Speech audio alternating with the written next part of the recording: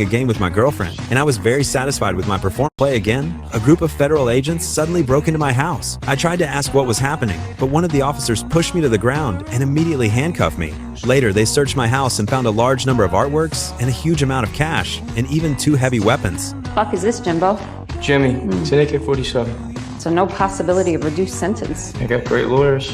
They turn water into wine? Facing the accusations from the police, I didn't panic at all. I knew that even if I ended up in prison, my father would definitely find a way to get me out. However, what I didn't expect was that this time, my father, in order to protect the family's interests, made a compromise with the prosecutor. He told me that if I pleaded guilty, the judge would only sentence me to 4 years in prison. Although I found it hard to accept, I reluctantly agreed under my father's insistence. So, in court, I publicly admitted my crimes. But later, the judge claimed that I had possessed heavy weapons for my own personal interests and sentenced me directly to 10 years in prison.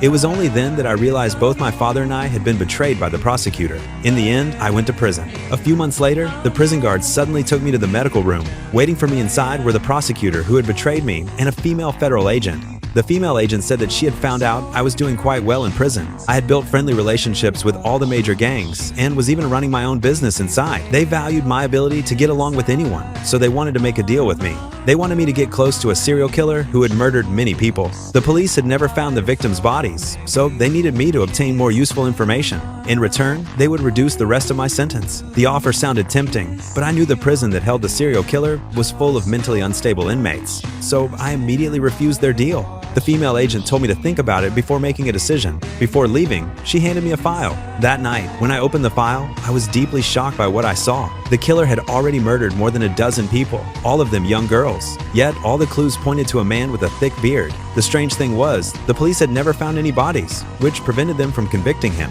After reading the file, I didn't know what to do, so the next day, I went to ask my father for advice. And my father's advice surprised me even more.